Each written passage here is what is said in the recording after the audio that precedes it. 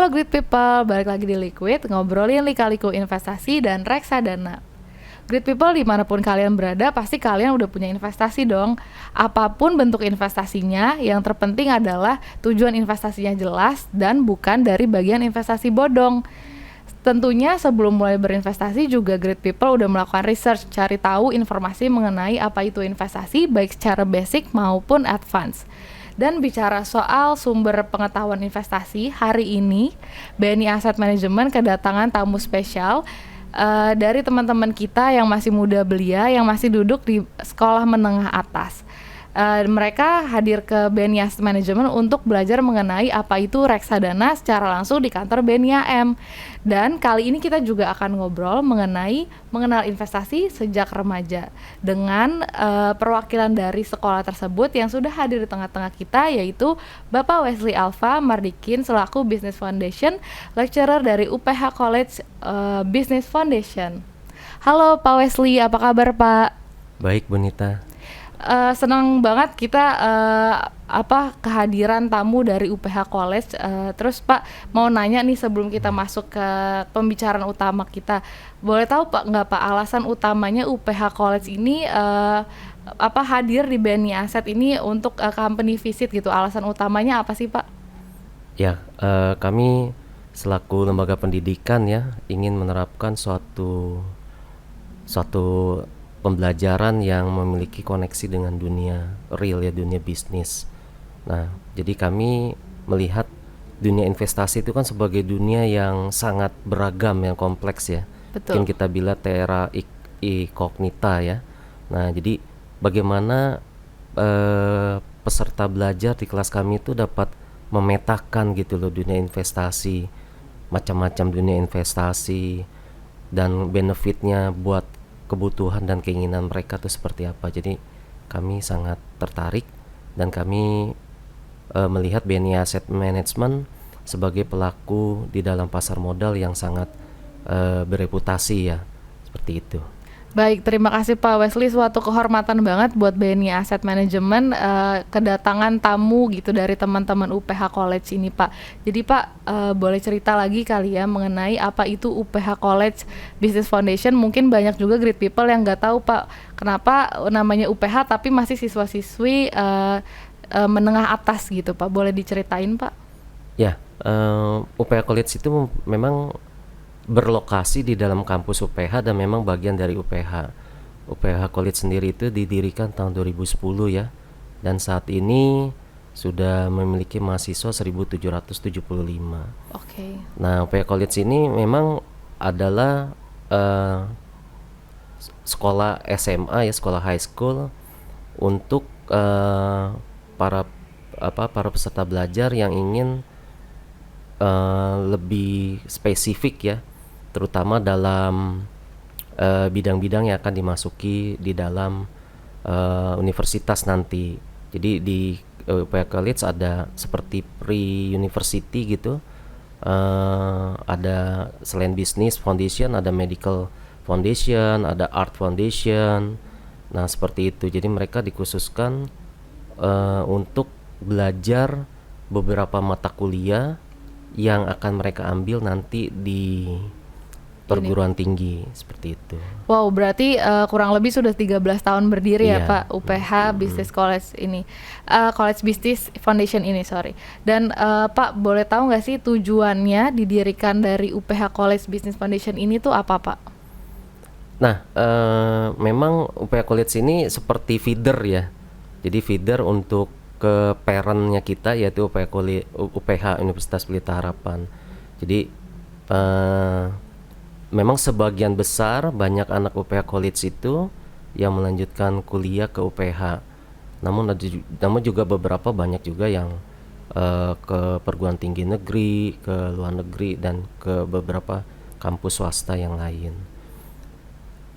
Selain itu juga UPH College memang karena berlokasi di dalam UPH, jadi anak-anak UPH College itu memang juga dapat menggunakan fasilitas-fasilitas yang dimiliki Universitas Pelita Harapan. Jadi mungkin kalau kita bilang sederhananya anak SMA dengan fasilitas universitas gitu loh. Oh, oke. Heeh. Berarti mereka walaupun pakai seragam, tapi fasilitas universitasnya boleh digunain semuanya gitu ya, Pak? Betul Berarti benar. secara nggak langsung tuh mereka nyobain berasa anak kuliahan, tapi masih Iya, pakai seragam iya seperti itu. seperti itu, Oke. gitu. Nah, Pak, kan yang hadir pada pagi hari ini di kantor BNI AM itu hanya beberapa, Pak. Kalau boleh tahu sebenarnya murid dari UPH ini ada berapa ya, Pak?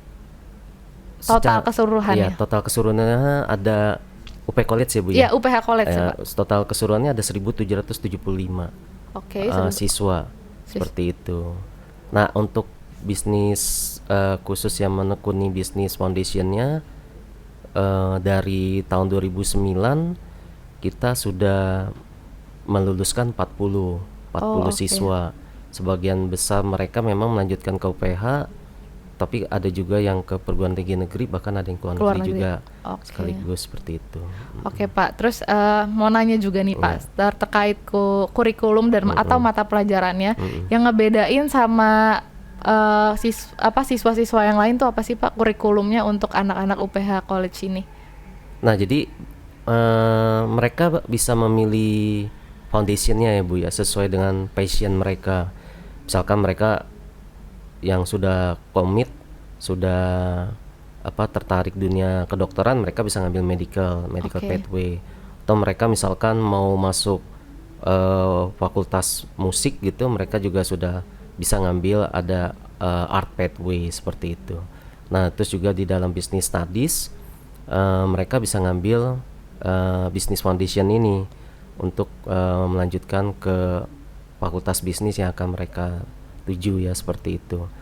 Nah, dalam proses belajar mengajarnya, mereka dalam 2 hari, yaitu hari Selasa dan Kamis, mereka akan satu hari penuh gitu untuk mereka mengambil mata kuliah yang memang kita desain untuk perguruan tinggi seperti itu. Jadi mereka ngambil mata kuliah yang memang ditawarkan di perguruan tinggi, dan exactly syllabusnya semua kita terapkan pada program ini seperti itu. Berarti, Pak, kalau ketika misalnya si anak itu kelas 11 ya, mereka menentukan mau spesifik ambilnya apa, berarti nanti ketika mereka melanjutkan kuliah di UPH itu akan pembelajarannya itu menyambung atau gimana, Pak? Kalau dilanjutkan ke UPH, mereka akan bisa beberapa, ya memang tergantung ini ya, Iya. kurikulum yang dituju juga, Oke. kurikulum universitas tuju. Beberapa mata kuliah bisa ditransfer, jadi mereka bisa nyambung seperti itu. Oh, oke, beberapa jadi bisa ditransfer seperti itu iya, ya. seperti Oke. itu. Terus, Pak, mau nanya, selain company visit nih seperti ke kantor BNI Asset Management ini, kegiatan apa lagi sih, Pak, yang dilakukan oleh UPH College itu sendiri? Nah, ke UP College banyak melakukan kegiatan ekstrakurikuler ya, memang itu sebagai diferensiasi brandnya UPH College gitu loh. Jadi kan memang ada sekolah-sekolah yang sangat mementingkan akademiknya. Betul. Nah, kalau UP College diferensiasinya kegiatan yang non akademik tapi menunjang akademik seperti itu. Jadi misalkan kami juga mengadakan event seperti bazar.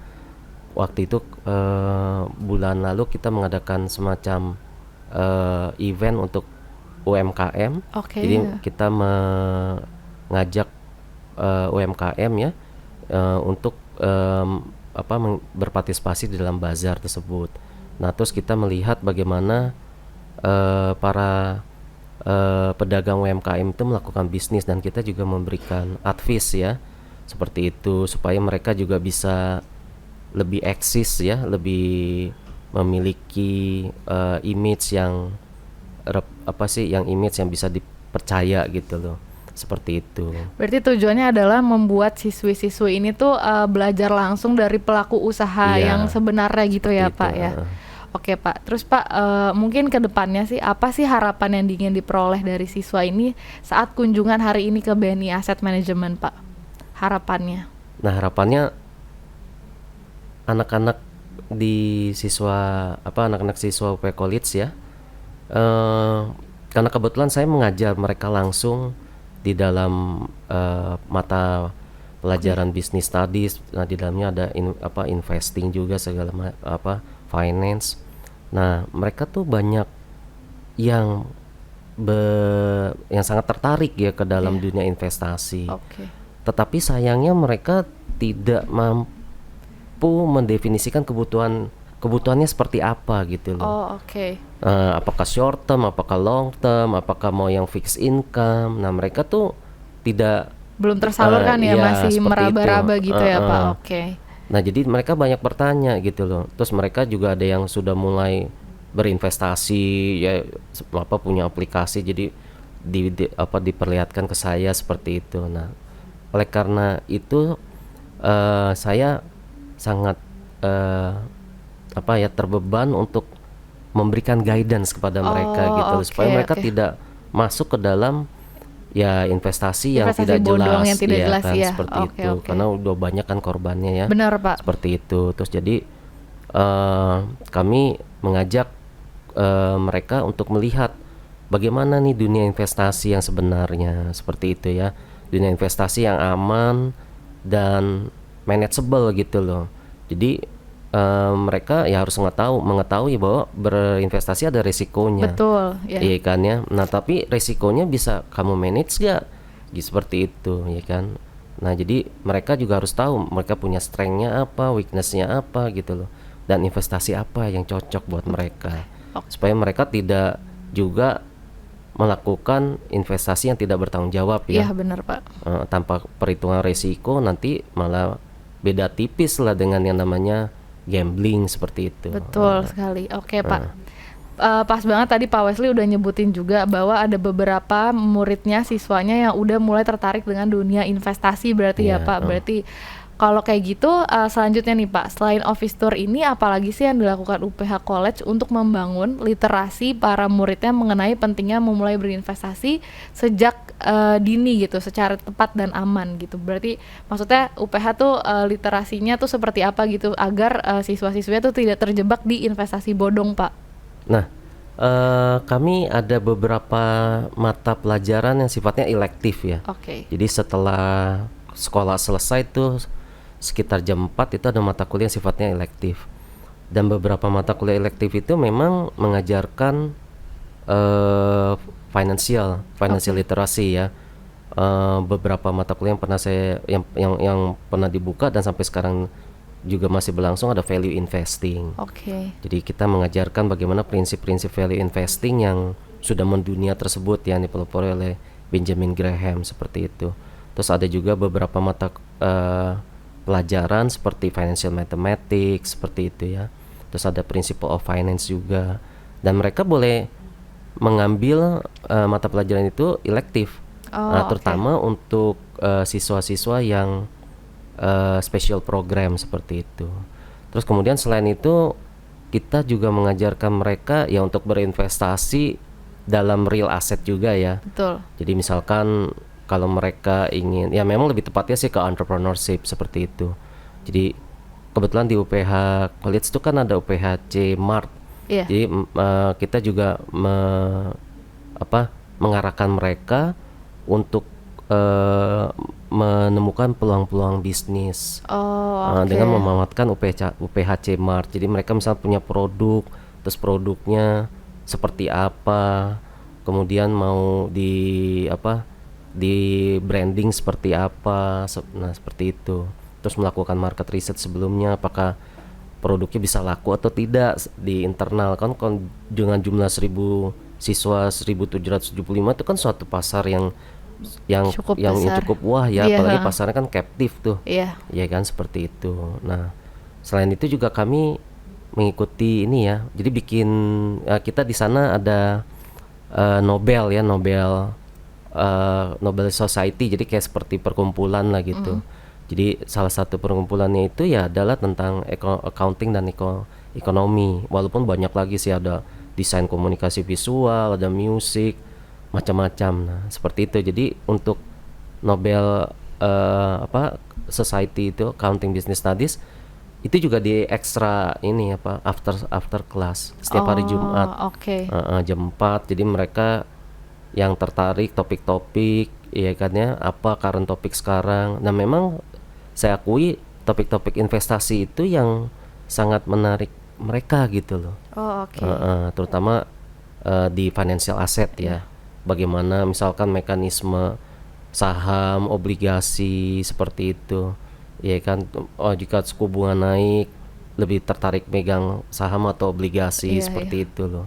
Nah, kayak Oke, gitu. berarti dan juga anak-anak zaman sekarang ya Pak udah pada melek apa ya, teknologi kan udah Iya, lebih gampang gitu ya untuk mereka mm-mm, dapetin ilmu-ilmu mengenai investasi mm-mm, seperti itu. Oke Pak, terakhir kali ya Pak mm-mm. pertanyaan dari saya gitu, ada nggak sih Pak saran penutup dari Bapak untuk kami selaku perusahaan manajer investasi terkait literasi keuangan sejak dini bagi remaja Pak? Oke. Seperti tadi saya sampaikan ya, dunia investasi itu memang belum terpetakan dengan baik ya, Betul. terutama untuk anak-anak yang masih SMA ya seperti itu. Jadi mereka sendiri tidak tahu bagaimana mendefinisikan kebutuhan mereka itu seperti apa. Padahal mereka ya ikannya sebenarnya berpotensi gitu loh. Ya ikannya menjadi investor. Betul. Ya kan kan kan apa di bawah umur 17 tahun tetap Iya, bisa membeli ini kan ya, iya, reksadana kan ya. iya. Jadi mereka tuh berinvestasi tapi tanpa tanpa arahan Oke. seperti itu. Ya kan, kalaupun mereka tahu tapi mereka juga tidak tahu nih saya mau yang instan atau saya yang mau masak sendiri gitu Oh iya ibaratnya. benar. Iya kan. Nah, kalau yang masak sendiri kan mereka sangat minim ya. Apalagi mereka juga pelajar kan. Waktu terbesarnya adalah untuk belajar bukan untuk berinvestasi. Jadi makanya sebagai apa ya, pelaku investasi seperti BNI Asset Management ini eh, kami sangat berharap dapat menjangkau lah gitu loh para ya kan ya para pelajar seperti ini ya. Ya walaupun mungkin just a little part of ini ya Main Street gitu loh. Iya. Kalau BNI Asset Management pasti fokusnya Wall Street ya. Seperti itu ya. Iya kan, Main Street. Ya, tapi memang kalau di seperti tadi apa Pak Doni ya, Iya. Direktur Utama tadi juga bilang sektor pasar modal di Indonesia masih Masih terbilang sedikit ya sedikit, iya. kontribusi dibanding dengan negara Negara-negara maju. tetangga, iya benar Iya Pak. kan ya, negara tengah juga bahkan ya kan.